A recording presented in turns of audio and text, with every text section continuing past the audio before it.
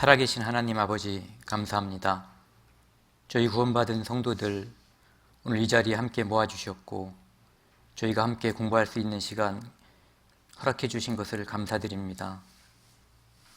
저희는 아무것도 아니지만 하나님께서는 저희를 하나님 나라에 갈 수 있는 거룩한 존재로 만들어 주셨습니다.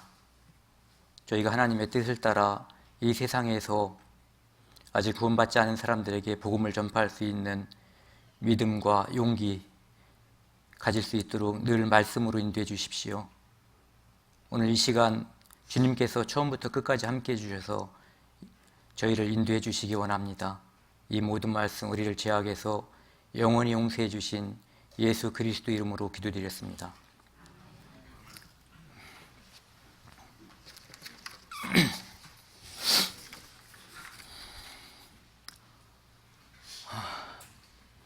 안녕하세요. 저는 성시열 형제입니다. 이제 대부분 형제자매님들께서 이제 제 이름이나 이런 것을 알고 계실 거라고 생각을 하고요. 제가 오늘 이 자리에 선 것은 성경을 가르치려고 올라온 것이 아니라 제가 구원받고 전도하고 살면서 그리스도인이 되기까지, 그리고 그리스도인이 된 다음에 전도하는 모습들, 그것을 그냥 있는 그대로 함께 나누고자 교제하는 시간이라고 생각하고 이 자리에 올라왔습니다. 제가 처음에 이제 그리스도인이 되기 전에 이제 어떤 징조라고 그럴까요? 그런 것들이 제 나름대로는 있었다고 생각을 합니다. 이제 지나고 나서 생각을 해보면은 그런 것들이 이제 하나님의 섭리라고 생각을 하는데요. 제가 처음 하나님이라는 존재를 생각한 것은 아니지만 죽음이라고 하는 것을 생각해 본 적이 아주 어렸을 때입니다. 저희 할아버지께서 제가 4살 때 돌아가셨는데 그때 죽음이라는 거에 대해서 제가 처음으로 생각했습니다. 저희 할아버지께서 저를 늘 데리고 다니셨거든요, 어렸을 때. 그런데 어느 날 저희 할아버지가 돌아가셨고 저는 처음에 그것이 돌아가시는 것이 무엇인지도 몰랐고 죽음이라는 것도 몰랐을 때입니다. 그런데 어느 날 저희 집 마당에, 저희 집이 이제 충남 아산에 있는 시골집인데 상여가 있었습니다. 그리고 그 상여는 하얀색, 저희 할머니께서 교회당을 다니셨기 때문에 하얀색 꽃으로 장식한 상여가 있었고, 그때 이제 초겨울이었는데 저희 아버지께서 저에게 만들어주신 작은 앉아서 타는 썰매가 있었는데 그 썰매를 타고 진눈깨비가 온 그 마당을 이렇게 제가 돌던 기억이 납니다. 상여 주변을요. 그때는 돌아가신 것이 뭔지 몰랐지만은 제가 이제 장례 절차에 따라서 할아버지께서 이제 돌아가신 후에 저희 산에 이제 묻게 되는 것을 제가 봤습니다.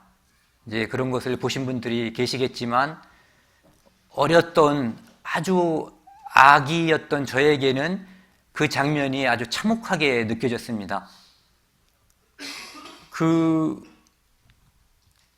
제가 사랑하는 할아버지인데 그분을 땅 속에 놓고 흙을 끼얹고 그것도 견디기 어려웠는데 흙을 밟고 그리고 나중에 봉분을 만들고 그리고 그냥 다 집으로 와버리는 그런 모습을 제가 보고 도대체 저희 아버지에 대한 원망, 도대체 인간이 어떻게 저럴 수가 있는가, 저희 할아버지면서 자기 아버지인 분을 산속에다가 꽁꽁 밟아서 놓고는 그냥 집으로 와버리는 그런 모습을 보면서 제가 처음으로 이 죽음이라고 하는 것에 대해서 생각을 해본 그런 기억이 있습니다. 그리고 나서 그 기억이 저한테는 너무 큰 충격이었기 때문에 그게 잘 사라지지 않았어요. 그리고 나서 그 동네 입구에 들어오는 그곳에는 상여집이 있었는데 그 상여라고 하는 것을 보면은 알록달록한 색깔이 있거든요. 빨간색, 파란색, 노란색. 그 원색이 저한테는 죽음이라고 하는 색깔과 연결이 되어 있었어요. 그리고 그곳에는 사람들이 이렇게 다니는 것을 별로 좋아하지 않았고, 어렸을 때 저도 그곳에 가까이 가는 것을 좋아하지 않았던 기억이 있습니다. 제가 국민학교에 들어가고 나서 그 선생님들한테 그런 거에 대해서 질문하기 시작했어요. 제 기억에는 국민학교 1학년, 2학년, 3학년 때까지 계속 혼나가면서도 물어봤던 것이 사람은 죽으면 어디로 가는가? 사람을 묻는 것은 제가 봤기 때문에 아는데 도대체 사람이 죽으면 어디로 가는가에 대해서 물어봤어요.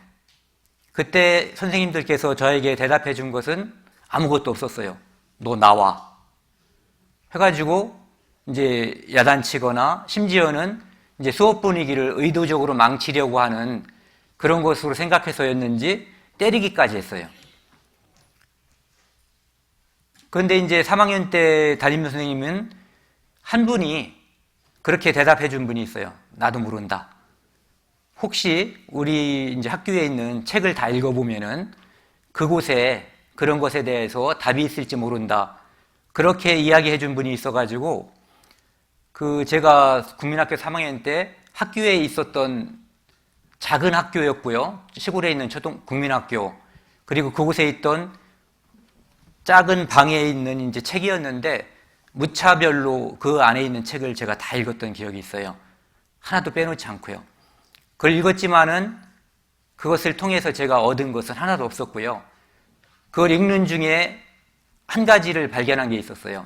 다른 책들은 별로 기억에 남지 않았는데 원효대사라고 하는 책을 읽으면서 거기서 이제 원효대사가 그 해골에 있는 물을 먹고 그 다음날 그 물맛이 이제 생각이 나서 다시 찾았을 때 이제 그때서 그 물이 해골에 들어있었다는 것을 알게 됐던 거죠. 그리고 나서 이제 구역질이 났지만 해골에 있는 물 때문에 문제가 생긴 것이 아니라 자기 마음 때문에 이제 문제가 생긴 것이다라는 것을 이제 그 책에서 보고요. 그리고 그때 그전에는 상여집에 있는 색깔과 절에 있는 색깔이 같다는 이유 때문에 불교라고 하는 그 종교를 제가 별로 좋아하지 않았어요. 그 자체를 이렇게 가까이 하고 싶은 그런 마음이 없었는데 원효대사라는 책을 읽고 불교에 대해서 아주 눈꽃만큼 들은 거지만 읽은 거지만 이게 뭔가 생각이 있는 사람들도 있겠다라는 그런 생각을 제가 가져본 적이 있습니다. 그리고 중학교에 가서 중학교 때 저랑 이제 친했던 친구가 성결교회 목사님의 아들이었어요. 그래서 그 친구가 이제 저에게 그 친구 말대로 한다면은 교회를 다녀라 이렇게 이야기했는데 그 친구랑 같이 이렇게 이야기를 하면서 교회를 다녀야 될 이유를 발견하지 못했어요. 저는 이제 마음을 열고 무엇을 믿어야지 되는지, 어떻게 믿어야 되는지 그것을 질문했지만은 친구가 저에게 알려주는 것은 아무것도 없었어요. 다만 그냥 교회에 가라 또는 다녀라 이것을 여러 번 권했었죠. 그리고 나서 그 친구에게도 도움을 받을 수 없었지만은 제가 어렸을 때부터 이제 다들 그런 경험이 있으시겠지만은 이제 크리스마스 때쯤 되면은 텔레비전에서 그 예수님의 일대기라든지 그 성서와 관련된 그런 영화들을 많이 보여주고 그리고 어떤 책에서는 그 그리스도인들에 대한 모습들을 보여주거든요. 그리고 그 영화들 속에서는 크리스찬들이 살아가는 모습 그리고 죽음에 대한 모습을 많이 보여준 것을 어렸을 때 봤어요. 제가 그런 책들 또는 영화를 보면서 느낀 것은 죽음이 얼마나 두렵고 죽음이 사람이 가장 싫어하는 건데 단지 예수를 부인하면은 살 수 있는 기회가 얼마든지 주어져 있는데 그리스도인들이 자발적으로 그 죽음을 선택하는 모습들을 영화에서 보면서 제가 어렸을 때 가지고 있었던 그런 궁금증이 또 계속 올라오기 시작했어요. 그래서 도대체 죽음을 이기는 것이 무엇일까? 죽음이 두렵지 않은 사람들은 도대체 무엇 때문에 죽음을 두려워하지 않을까? 그런 것을 생각을 하고 고등학생이 되고 나서 제가 학교 다니던 제가 천안에서 학교를 다녔는데요. 그곳에 있는 가까운 데 있는 예배당부터 시작해서 성당 이런 데를 토요일 날 오후마다 찾아다니면서 그곳에 목사님들 또는 전도사님들, 신부님들 그런 분들에게 그것을 질문하기 시작했어요. 도대체 성경에서 말하는 진리는 무엇인지, 그리고 죽음을 이기는 그 믿음이라고 하는 것이 무엇인지, 내가 그 믿음을 갖고 싶은데 어떻게 하면 믿음을 얻을 수가 있는지. 그런데 대부분 사람들이 저에게 말을 하는 것은 우리 예배당에 와서 한 1년이고 2년이고 앉아 있다 보면은 그것을 알게 된다. 이렇게 이야기하는 사람들이 주류였어요. 좀 더 약간의 질문을 해서 답변을 해주는 사람도 조금 있었지만은 그 이상의 답을 해주는 분들이 거의 없었어요. 그러다 보니까 그때 고등학교 1학년, 2학년 때 저한테 반발심 같은 게 있었어요. 도대체 이 사람들은 그 당시에 제 생각에는 일주일 동안 다른 사람들은 열심히 일을 하는데 이 사람들은 일주일 동안 놀다가 일요일 날 다른 사람들에게 믿음이든 진리든 그것을 알려주는 사람들인데 아주 어린 아이들한테, 아이인 저에게 그 진리에 대해서조차도 믿음에 대해서조차도 알려줄 수 없다면은 이 사람 도대체 무엇하는 사람인가? 그런 생각을 하고 그 사람들에 대한 비아냥거린 그런 생각들이 올라오기 시작했어요. 그래서 처음에는 궁금해서 찾아다니기 시작했지만 나중에는 그 사람들을 골려주는 재미로 그 예배당에 찾아다니면서 그 사람들과 대화를 했어요. 근데 결국은 얻은 것은 없이 그 사람들과 마찰 또는 싸움, 말싸움이죠. 그런 시간을 많이 보냈어요. 그리고 제가 알고 싶었던 것을 알지도 못하고 얻는 것도 없이 그냥 시간이 지나갔죠.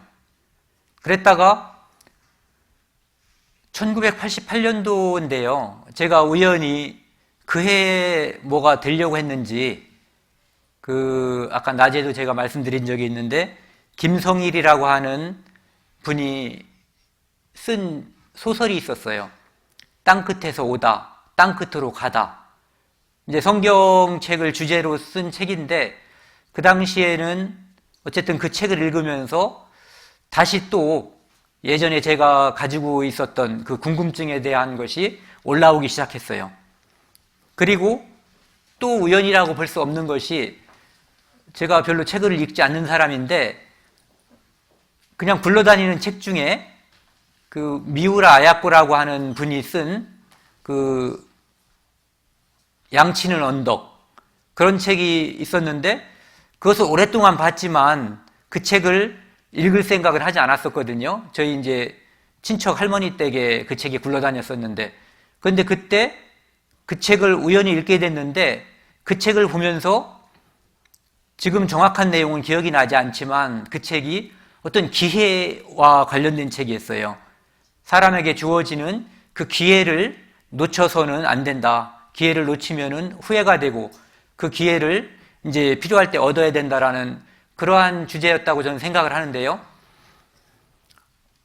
1988년도 5월 달이었는데 그 해에 올림픽이 있었던 해예요. 그런데 지금은 그 멕시코에서 선교 활동을 하고 있는 이찬호 목사님이 있는데 그분의 부인, 그 당시에 대학교 다니는 여학생이었었죠. 그분이 저에게 어느 날 성경 공부를 하자고 제안을 했어요. 그런데 제가 이제 그 엄진숙 자매님은 저에게 굉장히 호의적으로 이야기를 한 거거든요. 성경 공부, 제가 이제 마음에 들었으니까, 저를 아끼는 마음이 있으니까 이제 성경 공부를 하자고 제안을 했겠죠.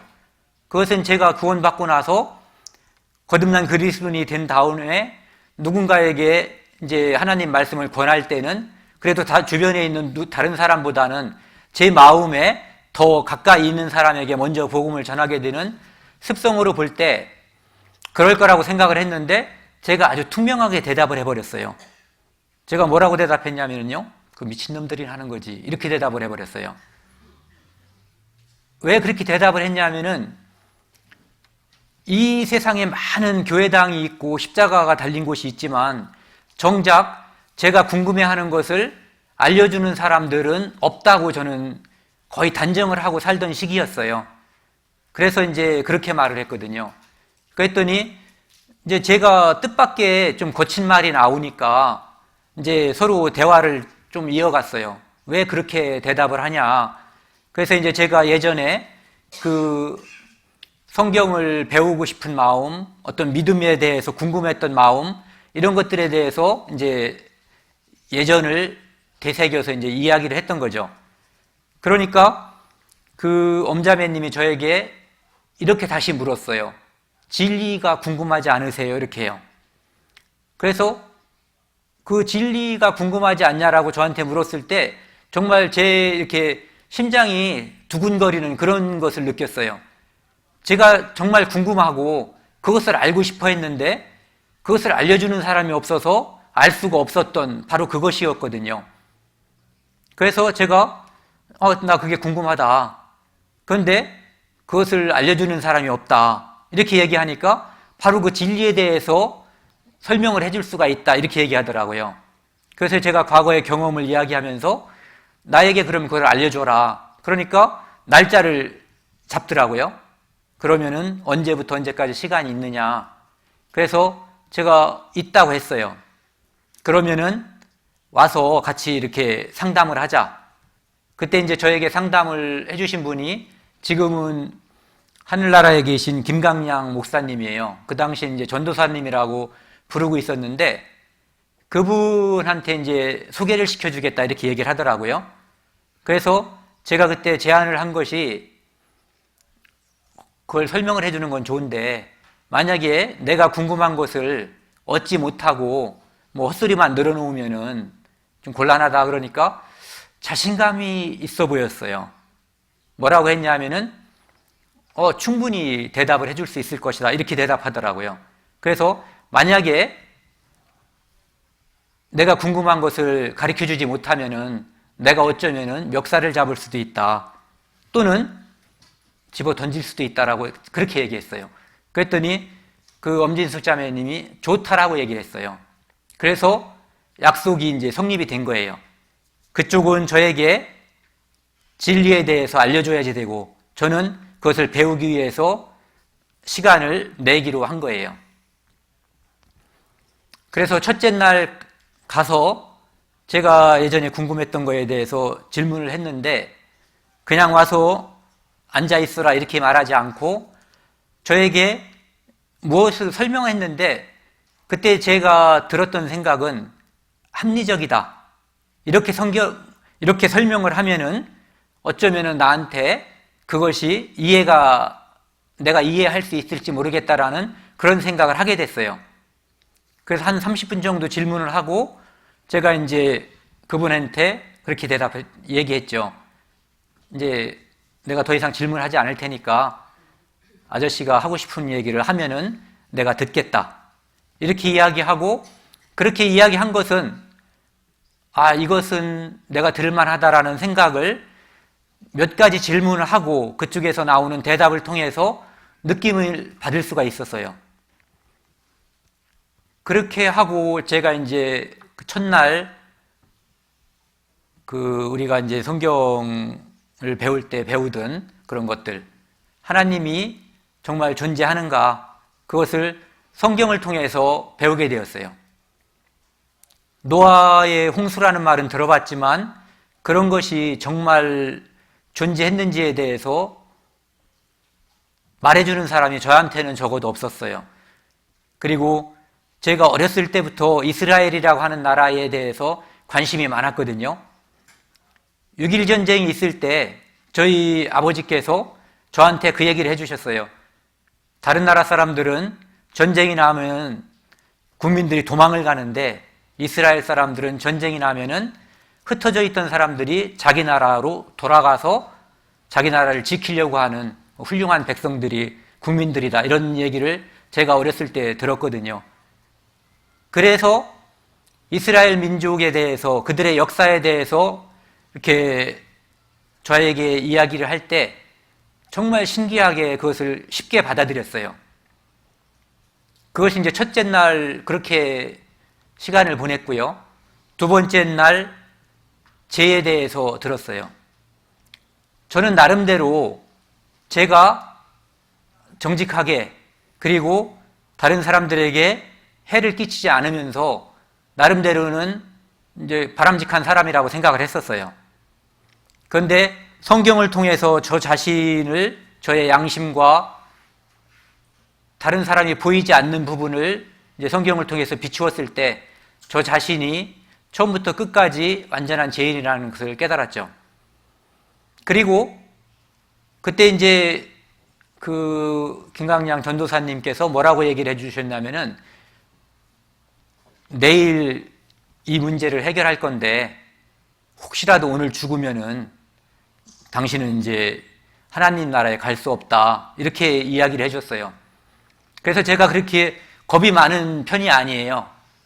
그런데 그 다음날 학교도 안 가고 하루 종일 집에서 정말 아무것도 안 하고 가끔 기도하다가 이제 그 전날 알려줬던 성경 같은 거요, 그걸 조금씩 읽어보고, 그러다가 이제 약속한 시간 저녁 때가 돼서 다시 이제 가서 듣고 제가 거듭난 그리스도인이 됐습니다. 그것이 이제 1988년 5월 27일인데요. 그때 제가 느꼈던 그 감격은 이루 말할 수가 없어요. 세상에 이렇게 쉬운 것을 이렇게 금방 깨달을 수 있고 쉽게 설명할 수 있는 것을 그렇게 오랫동안 궁금해하고 알고 싶어 했는데 아무도 알려주지 않았다는 것에 대해서 정말 분노도 생겼고요, 답답함도 있었고 또 기쁜 마음도 있었고요. 그리고 그때 제가 그것을 깨닫고 나서 들었던 생각은, 이제 누군가가 또 저처럼 이런 거에 대해서 답답해하거나 궁금해하는 사람들이 있겠다. 저도 궁금했기 때문에요. 그래서 그 사람들에게 이것을 쉽고 편하게 알려줬으면 좋겠다라는 생각을 가졌어요. 그리고 이제 그 사람들에게 제일 먼저 떠올랐던 것은 저희 부모님이었죠. 어떻게 하면은 우리 이제 엄마, 아버지, 이분들에게 복음을 전할 수 있을까? 그래서 그날 이제 저에게 복음을 전해준 분들에게 질문을 했죠. 어떻게 해야지 우리 부모님이 구원을 받을 수 있는가? 그때 이제 그분들이 저한테 대답해 준 것이 사도행전 16장 30절, 31절. 선생들아, 어떻게 하여야 구원을 얻으리이까? 주 예수를 믿으라. 그리하면 너와 내 집이 구원을 얻으리라. 이제 당신은 구원을 받았으니까, 당신은 당신의 삶의 목적을 이제 성취했으니까 당신의 가족, 내 집, 이것이 구원을 얻으려면, 믿음을 가지려면 예수님을 믿으면 된다. 여기서 예수님을 믿어야 된다는 것은 그분들이 설명을 해줬어요. 당신이 지금 거듭난 그리스도인이 된 것, 그것도 포함되고, 그것이 이제 선결 조건이라는 거죠. 그래야만 전할 자격이 있다라고 얘기를 했어요. 그리고 또 한 가지는, 하나님을 믿고 예수님을 믿는다고 하는 것은 내가 그리스도인이 된다는 것 말고 또 다른 것이 있다는 거죠. 그분들이 행한 것, 그리고 그분들이 약속을, 이제 앞으로 또 다른 약속을 믿어야지 된다는 것, 그것을 이야기해 줬어요. 그래서 제가 그날부터 이 사도행전 16장 30절, 31절, 특히 그 중에서도 그리하면 너와 내 집이 구원을 얻으리라, 이 말씀을 수시로 찾아봤고 또는 마음속에서 늘 생각을 했어요. 이것이 제가 제 가족, 특히 부모님을 전도할 수 있는 핵심 열쇠라고 생각을 했었어요. 그래서 늘 그 생각을 하고 살았어요. 그래서 그날부터 기도하기 시작했어요. 이제 제가 살던 집에서 예배당까지, 이제 교회당까지, 대전교회라고, 거기까지 거리가 한 1km 조금 넘어요. 그런데 이제 제가 그리스도인이 된 다음부터 매일 새벽에 아침에 일어나서 그곳까지 뛰어갔어요. 그리고 미리 이제 그 교회당을 관리하고 있는 분에게 잠가두지 말라고 이야기를 했고요. 그 당시에 그 대전교회당은 지하에 있었어요. 그래서 새벽에 한 5시 반쯤 새벽에 들어가면은 아무것도 보이지 않아요. 그래서 그냥 불도 켜지 않고, 그리고 바닥이 이런 의자가 없었고 그냥 방석에 앉아서 함께 성경 말씀을 듣고 배울 수 있는 그런 공간이었는데, 그곳에 늘 새벽마다 가서 기도했어요. 기도를 하신 분들은 다 아실 거예요. 기도하다가 잡념이 들어올 때가 있고, 심지어는 기도하다가 그냥 자버리는 경우도 있고, 뭐 그런 경험들이 다들 있을 텐데요. 그런데 저도 그런 경험이 있지만, 적어도 아침에 새벽에 예배당에 지하에 들어가서 무릎 꿇고 기도하면서 잡념이 들어오거나 또는 자버린 경험은 없어요. 정말 간절하게 기도할 수 있었어요. 그리고 저희 그 기도가 대부분 이제 많이 국한돼 있었는데, 저희 이제 부모님에 대한 기도였기 때문에, 그래서 제가 새벽에 깨면은 기도를 했고요. 잠자기 전에도 늘 기도를 했고, 깨어있는 동안에 직장에서, 학교에서 무슨 일을 하든, 직장에서 무슨 일을 하든 관계없이 일하다가도 정말 무시로 기도했어요. 그래서 그랬는지 몰라도 저희 부모님이 이렇게 말씀을 듣겠다고 응하는 데까지 그렇게 긴 시간이 걸리지 않았어요. 제가 말씀을 들으면서 저희 누나한테 참 신기하다, 성경이. 내가 지금 성경을 배우고 있는데 이것을 이제 집에 돌아와서 이야기를 하고, 그러면은 누나가 이제 그것을 듣고, 제가 이제 거듭나고 바로 이제 다시 상담으로 인도했어요. 그래서 아무런 거부 반응이 없이 저희 누나가 바로 구원을 받았어요.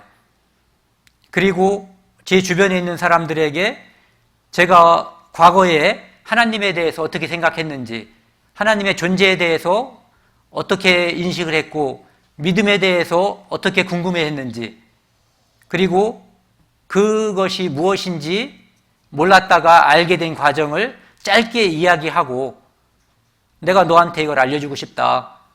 내가 살면서 잘하는 것도 없고 자신 있는 것도 없지만 적어도 내가 알고 있는 하나님을, 내 죄를 용서하신 하나님, 우주와 천지 만물을 창조하신 하나님에 대해서 분명하게 자신 있게 말해줄 수 있다.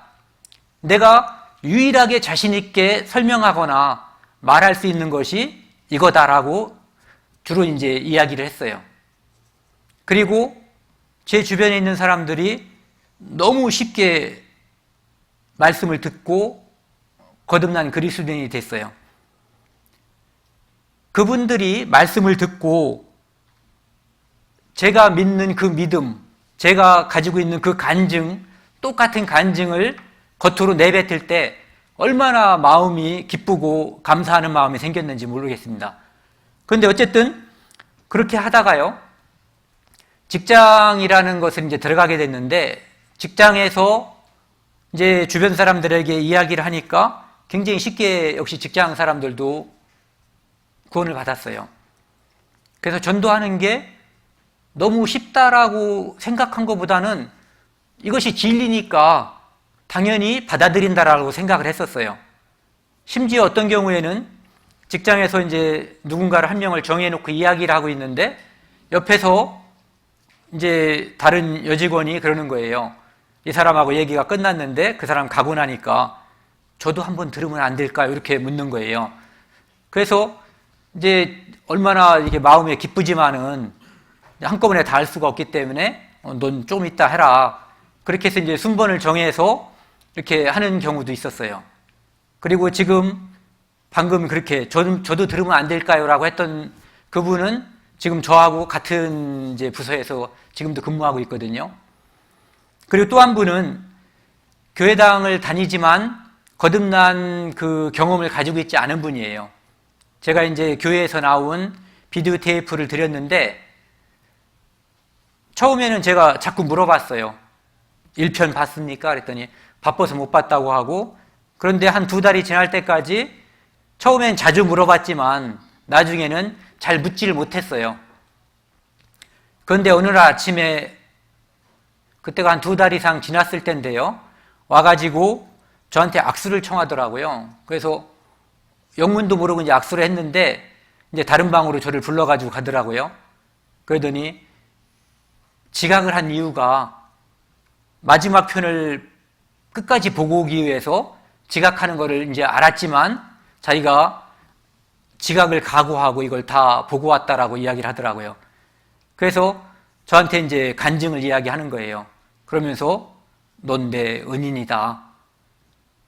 제가 은인이 돼서 기쁜 게 아니라 그분이 예수 그리스도를 영접했다는 그 소식을 듣고, 그리고 얼마나 기뻤으면은 지각한 주제에 저한테 찾아와가지고 뭐 아무렇지도 않게 너무 이제 당당하게 그 자기의 마음속에 이루어진 그것을 이야기할 때 정말 굉장히 기뻤습니다.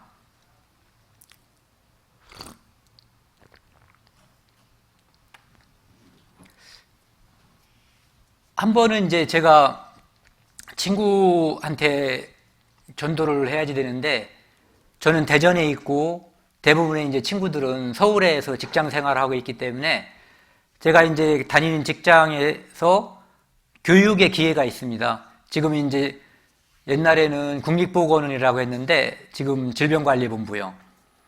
그곳에 이제 교육을 가면은 1주에서 한 4주 정도, 짧은 교육은 1주일, 긴 교육은 4주일, 그렇게 이제 서울에 가서 있어야지 되거든요. 그래서 그때마다 이제 친구 집에 찾아갔어요. 저는 아무 생각이 없었어요. 복음을 전해야 된다는 생각밖에. 그런데 나중에 어떤 사람들이 저한테 그러더라고요. 결혼한 친구 집에 어떻게 뻔뻔하게 몇 주씩 가서 있냐고. 그런데 저는 그때 그것이 뻔뻔한 건지 그 사람들을 불편하게 하는 건지에 대해서는 아무런 개념이 없었어요. 그냥 이런 기회가 아니면은 이 친구에게 복음을 전할 기회가 이제 없다라고 생각을 했기 때문에 그냥 가서 이야기하고 또 테이블 같이 보고 그렇게 해서 전도를 했거든요. 그런데 저하고 중학교 때부터 친구가 있는데 그 친구는 건설회사에 다니고 있어요. 건설회사에 다니는데 새벽에 일찍 일어나요. 깨보면은 그 아이는 벌써 직장에 가버렸어요. 그래서 직장에 가서 그곳에서 아침 식사를 하고 근무를 하고 집에 오면 10시예요. 오면은 이제 저녁 식사를 이미 이제 직장에서 하고 오지만은 그때부터 비디오 테이프를 같이 보면은 12시가 넘고 그 친구는 새벽에 5시쯤이면 또 출근을 해야지 돼요. 그러니까 서로 대화를 할 시간이 없어요. 그냥 비디오 테이프 한번 쳐다보고 각자 헤어져서 자고 아침에는 얼굴도 못 보고 저녁에 또 만나서 보고.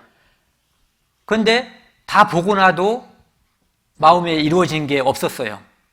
그런데 그것을 몇 번 했죠. 그런데 이제 그 친구의 부인은 쉽게 구원을 받더라고요. 그런데 이제 자기 남편은 이제 마음에 이루어지지 않으니까 나중에 그 친구가 이제 시간이 조금 여유롭게 됐었어요.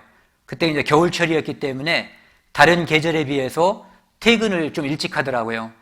그래서 같이 보고 그 친구가 마음에 이제 그리스도를 영접했어요. 지금까지 한 번도 안 하던 말을 그때서 하더라고요. 뭐라고 그러냐면은 퇴근하면은 너무너무 피곤하고 아침에 일어나서 가야 될 게 걱정이 태산인데 제가 그게 뭔진 모르지만은 자기를 위해서 와서 기도하고 함께 있어주는 그것이 고마워서 졸린데 그냥 참고 봤다는 거죠. 그래서 그 친구가 이제 그걸 보고서 이제 나중에 간증을 할 때 그 얘기를 하더라고요. 그래서 이 사람이 진심이라고 하는 것은 결국은 통한다. 이런 생각을 그때 갖게 됐어요. 그 친구는 교통사고가 나가지고 한 10여 년 전쯤에 하늘나라에 이미 갔어요. 그 친구가 잘못됐다는 소식을 듣고 저는 이제 대전에 살고 있는데 서울에 있는 삼성의료원 장례식장에 가게 됐어요. 연락을 받고 실감이 나지 않았어요. 그 당시에 40대 중반밖에 안 됐던 나이니까요. 근데 갔는데 이렇게 지하실로 들어가려고 하는데 그 전광판에 고인하고 제 친구 이름이 딱 나오는데 정말 마음에 뭐라고 할 수 없는 그런 슬픔 같은 게 오더라고요. 그렇게 하고 가서 그 가족을 만나야 되는데 연세가 많으신 분이 돌아가셔도 가서 사실 위로할 수 있는 말이 별로 없잖아요. 물론 친구가 거듭났다고 해도 너무 이제 어린 나이에 그 당시에 이제 어린 나이죠. 그때 이제 세상을 달리했기 때문에 어떻게 가서 말을 해야 될지도 모르는 상태에서 그 영안실로 들어갔어요. 그때 먼저 그 남편보다 먼저 거듭났던 그 자매님이 저를 딱 보고 그렇게 이야기를 한 적이 있어요. 아무도 저를 주목한 사람도 없었고 누가 묻지도 않았는데 그 오열하듯이 이분이 우리 남편을 전도한 분이라고. 그때 이 자매님이 정말 소망을 가지고 살고 있구나. 비록 남편의 죽음 자체는 슬프고 원통할 일이지만은 그 고인의 자기 남편의 죽음 앞에서 가장 먼저 생각하는 것이 거듭난 것, 하늘에 자기 남편이 가 있다는 것, 그것을 생각하고 있구나. 그것을 저한테 이야기를 한다는 걸 듣고 그분하고 저하고 그리고 거기에 이제 같이 참석했던 다른 분들하고 이제 간단하게 이렇게 같이 교제하고 그렇게 돌아왔던 그런 기억이 있습니다. 그리고 제가 이제 누구든지 마찬가지라고 생각을 하는데요. 저희 부모님을 아까도 말씀드렸지만은 전도하는데 어떤 이유에서인지는 모르지만은 저는 그런 생각이 들었어요. 저희 아버지를 전도하면은 저희 엄마는 이제 쉽게 구원을 받으실 거다라는 생각을 가졌었어요. 그리고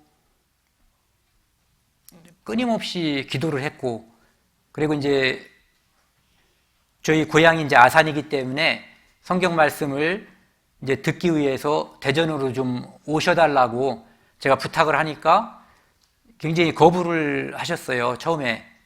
근데 이제 어느 날은 약속을 하셨죠. 그리고 이제 약속한 그 주에 일요일 날 이제 가서 모시고 오려고 딱 하니까 지금은 가기가 어렵다라고 말씀하시더라고요. 그래서 약속을 했는데 왜 지키지 않냐 얘기하니까 그때 저희 아버지 대신 저희 엄마께서 그렇게 말씀하셨어요. 집에 아무도 없는데 우리 둘이 집을 비우면은 집에서 그때 개를 한 마리 키우고 있었는데요. 그 개를 밥을 줄 수가 없다라고 그렇게 이야기를 하시더라고요. 그래서 제가 밖에 나가가지고 이 개가 문제가 된다면 일단 개를 잡자. 그래서 저는 정말로 그날 개를, 저는 지금 보신탕을 먹질 않아요. 그런데 그 당시에는 보신탕을 먹을 때였고, 내일 출발할 건데 오늘 이 개를 잡아먹고 그러면은 깨끗한 마음으로다가 거리낄 게 전혀 없잖아요. 그래서 이제 개를 딱 잡으려고 몽둥이를 들으니까 개는 그냥 두고 이제 핑계를 댔던 거예요. 어떻게 한 가지라도 이제 마음속에 약속을 했지만 가고 싶은 마음이 이제 막판에 좀 사라졌는지, 그리고 가셨어요.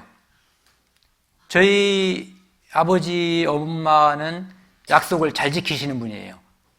비록 약간 이제 한번 뒤로 후퇴하려는 그런 경향을 좀 보였지만 말씀하신 것은 꼭 지키는 분이거든요. 그래서 그때 가서 듣고 이제 두 분 다 손을 드셨어요. 이제 영원히 제사함이 마음속에 믿어지는 사람은 손을 들어보세요 하니까 두 분 다 손을 들더라고요. 그래서 이제 됐다. 제가 구원받은 날보다 더 기뻤어요. 그리고 마음속에 이루어지지 않았는데 이루어졌다라고 말을 할 분들이 아니라고 생각을 했기 때문에 뭐 더 이상 별 생각이 없었어요. 솔직히 저도. 그리고 나서 이제 성경책 큰 거 있잖아요. 글씨 커다란 거. 그거 하나 사드리고 매주 이제 말씀이 집으로다가 이제 우송될 수 있게끔 해드렸어요. 그러니까 이제 집에 가보면은 성경 말씀도 읽고 있고 그것도 듣고 있고 그래서 아무런 걱정이 없었어요. 그런데 조금 시간이 지난 다음에 저희 엄마께서, 저는 그냥 지금도 엄마라고 부릅니다. 엄마께서 그러시는 거예요. 너희 아버지가 좀 이상하다고. 그래서 뭐가 이상하냐 물어봤더니 하나님을 믿지 않는 것 같다는 거예요. 그래서 그럴 리가 있냐 이렇게 대답을 하고 아버지한테 가서 이제 이렇게 살살 얘기를 해봤더니 마음속에 이루어진 사람이 할 수 없는 그런 말들을 좀 하시더라고요. 그래서 갑자기 이제 마음이 또 급해진 거예요. 제가 전도할 때 굉장히 많은 사람들이 쉽게 구원을 받았어요. 어떤 사람들은 10명 전도하면은 1명 구원받는다 뭐 이렇게 말씀하시는 분들도 있지만은 제가 볼 때는 만약에 제가 100명을 전도하면은 한 90명 정도는 구원을 받았던 것 같아요. 거의 대부분 중도에 탈락된 사람이 손에 꼽을 정도로 별로 없었어요.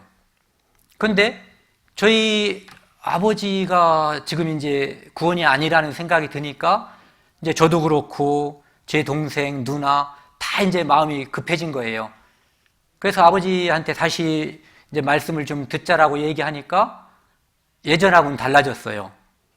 뭐냐면은 이미 나는 듣고 너하고 약속을 지켰는데 내가 또 왜 거길 가야지 되냐 이런 말씀을 하시는 거예요. 계속해서 권해도 역시 대답이 비슷하게 대답을 하시고 그런 사이에 아버지가 구원받지 않은 것을 알면서 몇 년이 지나갔어요. 그러다가 이렇게 되면은 언젠가는 복음을 전할 기회가 없어질지도 모른다는 생각을 뭐 늘 갖지만 그때는 너무 그것이 강하게 마음속에 들을 때가 있었어요. 그래서 간절히 기도해도 아버지의 대답은 마찬가지였고 그러다가 저 뒤에 이제 앉아 계신 이제 순례자 형제님이 천안교회에서 그 노인들 집회가 있다고 얘기해 줬어요. 이제 숙식 제공. 그래서 누나하고 저하고 다시 이제 시골집에 가서 아버지를 가운데 이제 앉혀드리고 말씀을 이제 또 약속을 받기 위해서 이야기를 했어요. 말을 하다 보니까 저도 그렇고 누나도 그렇고 답답한 거예요. 그러니까 저절로 말하다 보면 눈물이 나오고, 그러니까 이제 아버지가 그러더라고요. 왜 우냐? 그러니까 제가 그때 그런 표현을 썼었어요. 만약에 아버지가 운전을 하고 가는데 그 뒤에 제가 운전을 하고 따라가고 있는데 아버지가 먼저 발견을 했는데 가다 보니까 절벽이에요. 길이 끊어져 버렸어. 그런데 그것을 보고 아버지가 먼저 발견을 하고 차를 세웠다면은 뒤에 오는 저를 위해서 어떤 행동을 하겠냐. 그러니까 차를 세운다는 거죠. 근데 저도 고집이 있어서 차를 안 세우고 계속 지나가려고 하면 어떻게 할 거냐. 그러니까 아버지가 차에 치겠다, 이렇게 얘기하셨어요. 저를 멈추기 위해서, 자식을 살리기 위해서 자기가 죽을 수도 있다라고. 그때 제가 이제 누나랑 같이 똑같이 얘기한 게, 그런 똑같은 마음으로 지금 제가 아버지한테 그것을 이야기하고 있는 거다. 아버지의 운명을 아버지는 모르지만은 우리는 알고, 아버지가 나를 낳았지만 다른 것은 아버지가 훌륭하고 아버지가 나를 위해 많은 것을 노력하고 많은 것을 주셨지만 내가 아버지에게 효도할 수 있는 유일한 길, 그리고 아버지를 위해서 할 수 있는 유일한 길이 이거다. 제가 다른 것을, 아버지를 위해서 많은 것을 이루어드리고 많은 용돈을 드리고 또는 많은 음식을 사드려도 이것을 아버지가 알지 못하고 돌아가신다면은 저는 죽을 때까지 이 세상에서 한 번도 행복하지 못할 것이다. 이렇게 얘기하니까 아버지가 그때 다시 또 대답을 해주셨어요. 그렇게 하고 그때 가서 이제 저는 빠졌어요. 그 당시에 이제 김현영 형제님, 그리고 부인인 정우희 자매님, 그리고 지금 몽골에 가 계신 전현수, 그 당시엔 전도사님, 전현수 목사님, 이 세 분이 이제 숙식을 하는 그곳에서 저는 나타나지 않고 그 세 분이 계속 챙겨드렸어요. 그리고 이제 뒤에 와서 확인했죠. 잘 듣고 계신지. 그랬더니 이제 그 안에 있는 다른 분들하고 거기서 이제 숙식을 같이 하니까 이제 대화를 나누는 내용도 성경과 관련된 것이고 배우는 것도 그러다 보니까 뭐 우리가 흔히 말하는 상태가 괜찮은 편이다라고 말씀을 하시더라고요. 그리고 그 후에 이제 성경 말씀을, 복음 말씀을 듣고 그때 두 번째로 또 손을 들었어요. 그리고 이제 가서 다른 분들이 이제 확인을 하고 그 후에 많이 확인을 했어요. 그리고 나서 다른 분들에게 이제 부탁을 해서도 또 확인을 하고 한번 속았기 때문에 이제 또 속지 않으려고 많이 확인을 했죠. 그리고 이제 확실히 거듭났다라는 것을 이제 하고 인지하고 안심을 할 수가 있었어요. 처음에 아버지께서 이제 구원을 받았다고 손을 들었을 때에 느꼈던 그때 기쁨하고 두 번째 거듭났다고 이제 다시 했을 때 이제 느꼈던 그 기쁨은 훨씬 더 컸어요. 그때는 당연히 구원받는 걸로 생각을 했어요. 그런데 구원을 못 받고 돌아가실 수도 있다라는 생각을 가진 상태에서 이렇게 구원을 받으셨고, 실제로 그때 저희 아버님께서는 몸이 좋지 않으셨어요. 풍이 와가지고. 그래서 그 후에 이제 별로 들을 기회가 없을 뻔했는데, 그때 이제 거듭났기 때문에 아주 제가 늘 하던 기도가 이제 하나님께서 응답해 주셨고요.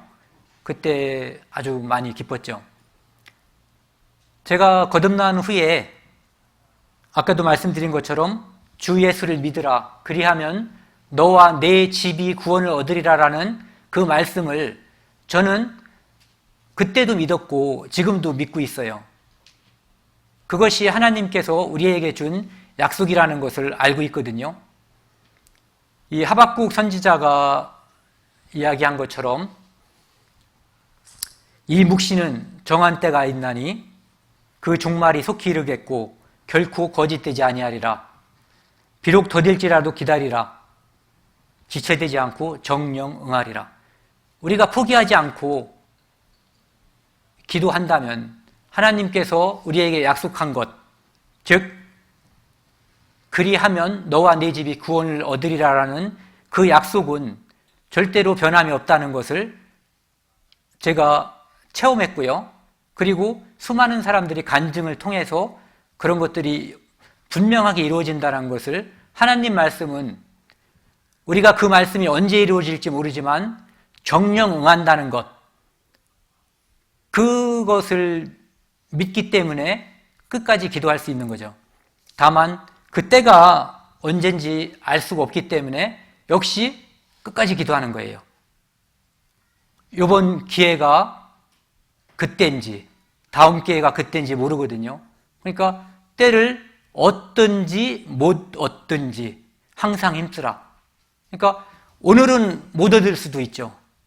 내일도 또 못 얻을 수가 있어요. 하지만 그때를 모르기 때문에 끝까지 하는 거죠. 저는 예전에 이제 어떤 사람이 그 예화를 들면서 기우제를 지내기 위해서 왕을 모시고 그 뭐라 그러죠? 무당이라고 해야 되나? 어쨌든 그 제사를 주관하는 사람들이 왕과 함께 단을 쌓고 기우제를 지내러 갔는데 아무리 기도를 해도 비는 안 오고, 그런데 돌아오는 길에 왕이 확인한 것이 이 기우제를 지내는 집전하는 사람들이 아무도 우산을 갖고 오지 않았다는 사실을 발견한 거죠. 그리고 왕이 그들 모두를 이제 다 죽여버렸다는 것. 제가 그 예화를 듣고 이제 같이 교제할 기회가 있었어요. 다른 사람들하고. 그때 저는 그들은 마땅히 죽어야 된다. 왕으로서 그들을 죽이지 않는다면은 늘 왕을 속이려고 하는 사람들이 주변에 가득할 것이다. 다른 사람들은 비가 안 온 게 하나님 뜻인데 어떻게 그 사람들을 죽이냐. 근데 기우제 지내러 가는 사람이 만약에 자신이 없으면 왕에게 제사를 지내도 비가 오지 않을 수도 있습니다. 이렇게 말하고 왕을 데려갈 필요가 없는 거죠. 그런데 마치 정말 비가 올 것처럼 이야기를 해놓고는 자기는 정작 비가 오지 않을 것을 전제로 그 제사를 지내러 갔다는 것은 죽어 마땅한 거거든요. 하지만 우리가 믿는 하나님께서는 한번 말씀하신 그것은 반드시 이루시는 분, 약속한 그 약속을 어떤 경우에도 안 지키는 일이 없는 그런 분이라는 것, 그것이 바로 우리가 하나님을 믿는 근거고 우리가 하나님께 기도하는 이유라고 저는 생각을 합니다. 그 하나님 고린도후서의 1장에 있는 것처럼 하나님은 미쁘시니라 우리가 너희에게 한 말은 이해하고 아니라 함이 없노라. 하나님은 신실하신 분이기 때문에 하나님이 예 했다면 그것은 반드시 예란 뜻이죠. 그리고 하나님이 아니다 했으면 그것은 아니라는 거죠. 예 했는데 나중에 하나님이 그걸 아니라고 하는 경우는 없고, 아니라고 했는데 예 하는 경우는 절대 없다는 거죠. 그렇기 때문에 우리가 하나님을 믿을 수가 있는 거거든요. 그렇기 때문에 하나님께 기도할 수가 있는 거고요.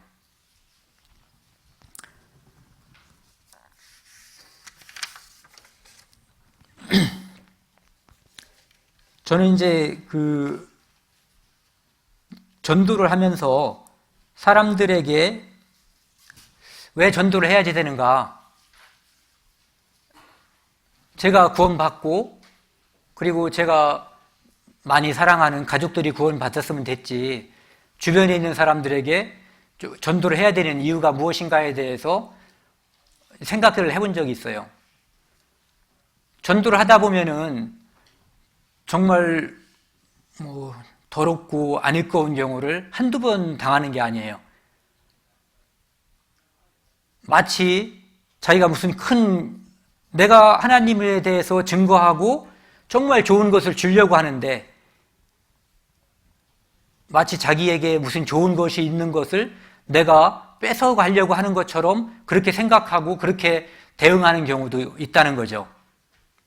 그런데도 불구하고 우리가 그 사람에게 이렇게 끝까지 기도하면서 하는 이유는 우리가 너무나 큰 것을 얻었고 하나님은 모든 사람이 구원을 받으며 진리를 아는 데 이르기를 원하기 때문에 그분이 원하는 것이 모든 사람이 구원을 받는 거기 때문에 제 주변에 있는 사람들에게는 제가 전도해야지 된다는 거죠.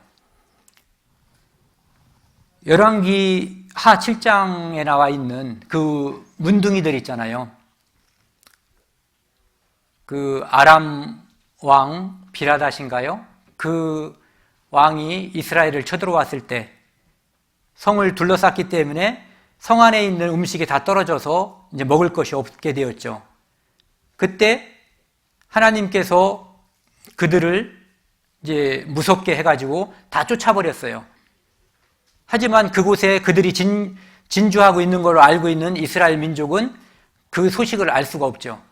그런데 문둥병자들이 어차피 굶어 죽으나 가서 칼에 죽으나 어차피 죽는 건데 한번 가보자 해가지고 이제 구걸을 하기 위해서 거기에 갔던 거죠.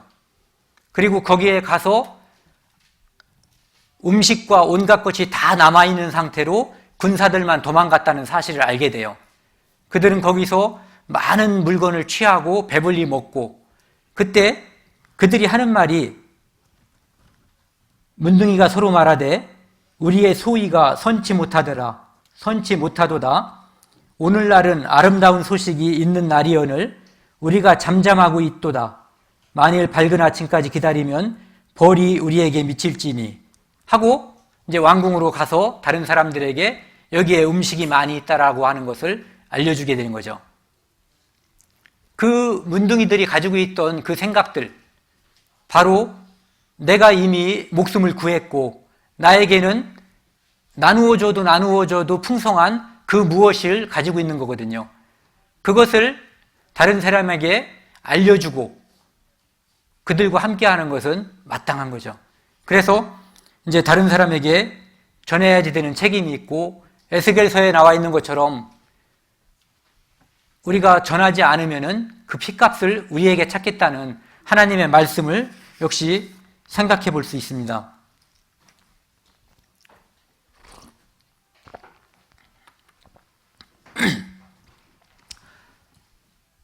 제가 이제 저희 아버지께서 2007년도, 2008년도에 돌아가셨는데요. 그때 이 거듭난 것이 얼마나 큰 힘이고 얼마나 큰 위로가 되는가 하는 것을 제가 느꼈어요. 저희 식구들이 다 같이 있다가 잠깐 동안 다른 분들이 다 자리를 잠깐 떴었어요. 그때 저희 아버지께서 저와 단둘이 있는 상태에서 돌아가셨어요. 호흡이 정말 죽는다고 하는 것이 숨을 내뱉었는데 들어쉬었는데 내뱉지 못하면 그것이 그냥 죽는 거더라고요. 숨이 굉장히 가쁘게 막 하다가 어느 순간에 평온해지는 거예요. 아무 것도 없이. 그때 눈물이 핑 돌았는데 제가 첫 번째로 떠올랐던 생각이 제가 하나님께 질문을 했어요. 하나님, 우리 아버지 거기 도착하셨나요? 슬픔이 있는데 6년 동안을 병상에서 계셨거든요. 너무나 고통 속에서 중풍 때문에 4년 동안은 말을 못 하셨어요. 의사 표현을 다 할 수 있었고 생각이 멀쩡한데 말을 못하는 그 고통, 그리고 늘 누워서 내가 먹고 싶은 것을 내 마음대로 먹지 못하고 배설도 이제 누군가에 의해 의존해야지 되는 그 상태로 이제 4년을 사셨거든요. 죽음이라고 하는 것이 얼마나 슬픈 것인가를 어렸을 때부터 알고 있는데 아버지가 돌아가셨을 때 저는 첫 번째로 든 생각 그거예요. 하나님, 우리 아버지가 거기 도착하셨습니까? 그게 제일 먼저 떠올랐어요. 죽음에 대해서 전혀 두려움과 슬픔보다는 그 위로, 이제 아버지가 병들고 늙고 고통스럽고 아프고 이 세상에서 모든 인간이 당할 수밖에 없는 그 법칙에서 이제 벗어나서 늙지도 않고 병들지도 않고 슬프지도 않고 아프지도 않은 그곳에 이미 도착해 있을 것이라는 확신을 가진 그것이 얼마나 마음속에 위로가 되었는지 몰라요. 그래서 이 거듭났다고 하는 것이 얼마나 큰 힘을 발휘하고 있는지 제가 어렸을 때 궁금했던 것, 죽음을 이기는 힘, 죽음을 슬퍼하지 않을 수 있는 그 힘, 그 능력이 이 거듭남에 있다는 것, 진리를 깨닫는 것에 있다는 것을 실제로 그 순간에 의지로 된 게 아니라 제가 이거 슬픈데 나는 이것을 견뎌야 된다라고 생각한 것이 아니라 슬픔의 강도보다 위로의 강도, 기쁨의 강도가 훨씬 컸어요.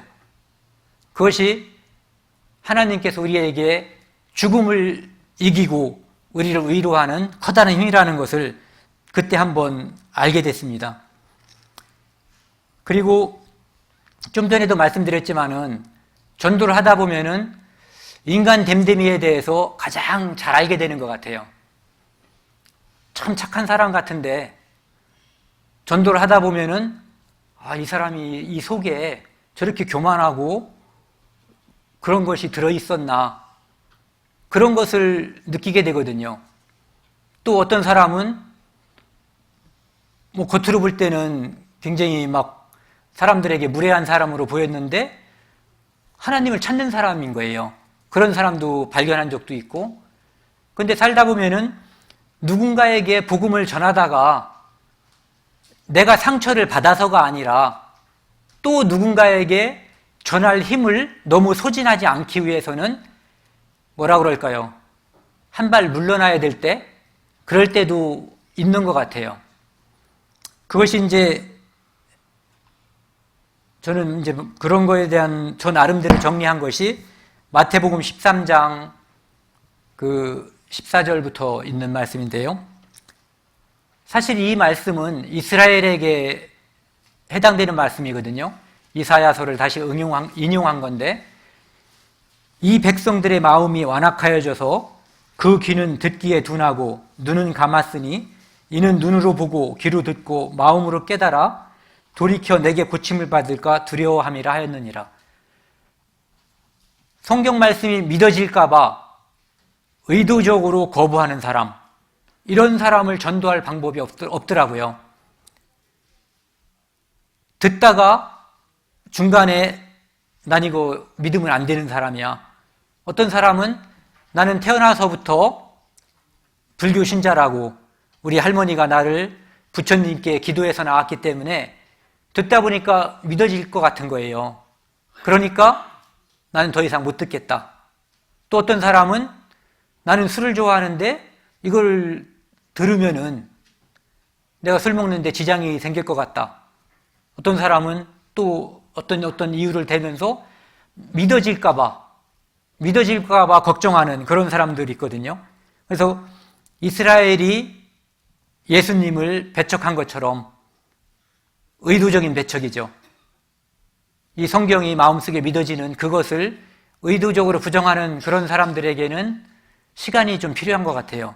저 여러 번 경험했는데 그 사람들한테 계속 이렇게 해보니까 그 사람한테도 상처가 되고 저한테도 상처가 되고, 그 상처가 또 누군가에게 전하려고 하는 그 힘을 많이 빠뜨리는 것 같아요. 떨어뜨리게 돼요. 그래서 그때는 그런 사람들하고는 좀 부딪히는 것을 좀 자제하고 마음으로 기도하는 그런 시간을 갖는 것도 좋은 것 같습니다. 이 복음을 전할 때 제 경험인데요. 어떤 사람들에게는 저도 솔직하게 못 전하는 경우가 있어요. 또 어떤 경우에는 전하지 못하는 경우도 있어요. 안 전하는 경우도 있고. 그런데 그것이 실제적으로 못 전할 것도 없고 안 전할 것도 없는 거거든요. 다만 내 마음속의 선입견 때문에 내가 그것을 전함으로 인해서 혹시 육신적으로 무엇인가 나에게 불이익이 올까, 또는 너무 불편해질까, 이런 것 때문에 이제 전하지 않거나 못 전하는 건데, 성경 말씀에서 누가복음 2장에서 6장에서요, 제가 이 말씀을 들으면서 이것은 그리스도인이 복음을 전함으로써 받는 고난, 이것은 영광스러운 거다. 그것은 오히려 지금 당장은 내게 화가 있거나 힘들지 모르지만은 그것이 바로 그리스도인이 이 땅에서 누릴 수 있는 가장 큰 복이라는 생각을 갖게 됐습니다. 인자를 인하여 사람들이 너희를 너희를 미워하고 멀리하고 욕하고 너희 이름을 악하다 하여 버릴 때에는 너희에게 복이 있도다. 이것이 우리가 행실이 나빠서가 아니라 단지 하나님의 말씀을 전한다는 그 이유로 다른 사람들이 나를 욕하고 나를 매도하고 나에 대해서 뒤에서 수군거리고 악선전할 때 그것을 알게 되면 마음이 아플 수도 있고 기분이 나쁠 수도 있지만 그것이 바로 내가 그분의 자녀라고 하는 분명한 증거고 그것이 우리가 이 땅에서 마땅히 받아야 되는 응분의 대가라는 거죠. 그리고 그것을 하나님께서는 그냥 그것으로 끝내는 것이 아니라 그것으로 인해서 하나님 나라에서 우리에게 상이 있다는 거죠.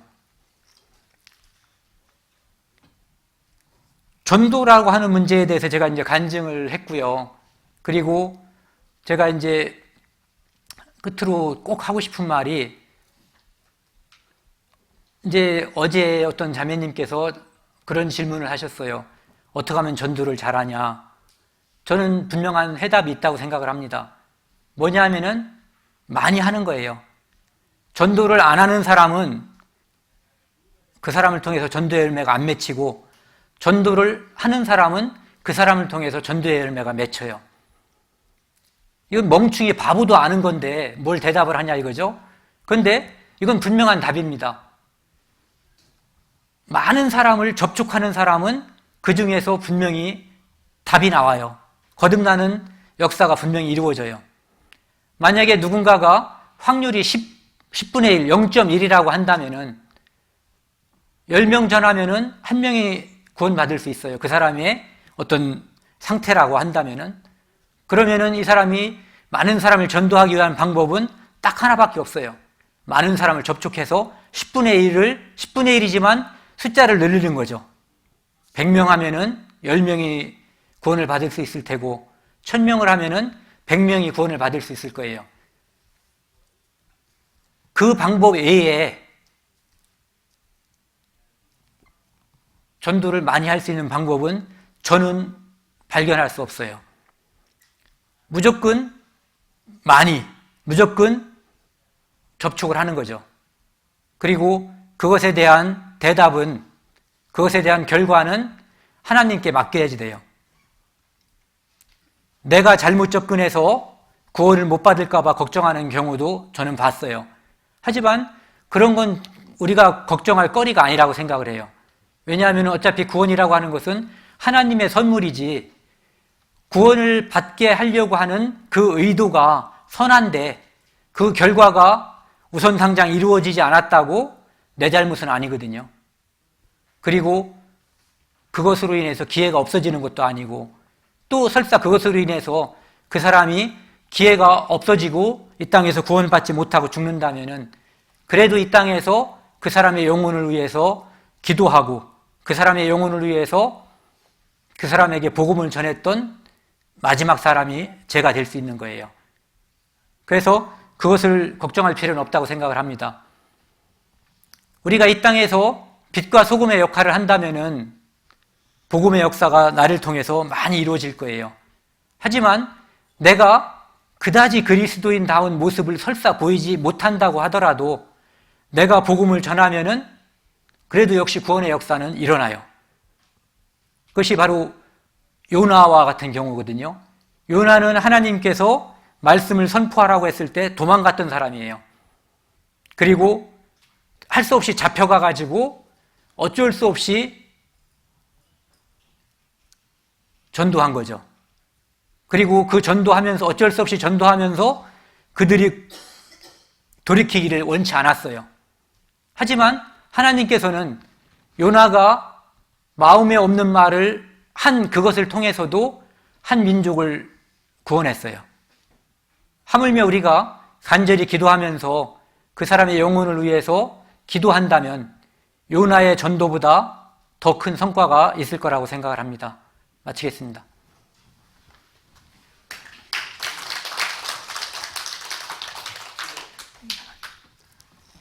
함께 기도하시겠습니다.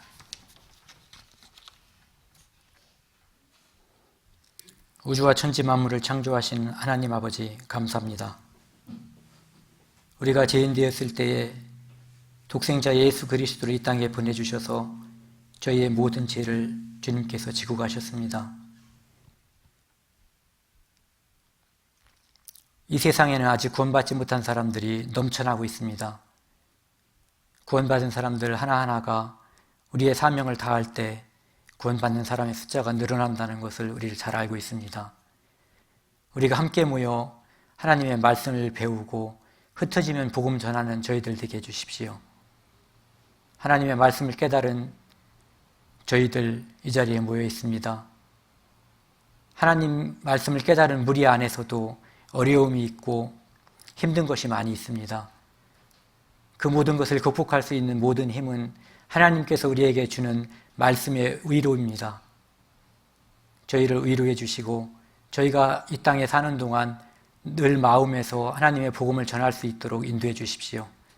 이 모든 말씀 우리를 죄악에서 영원히 용서해 주신 예수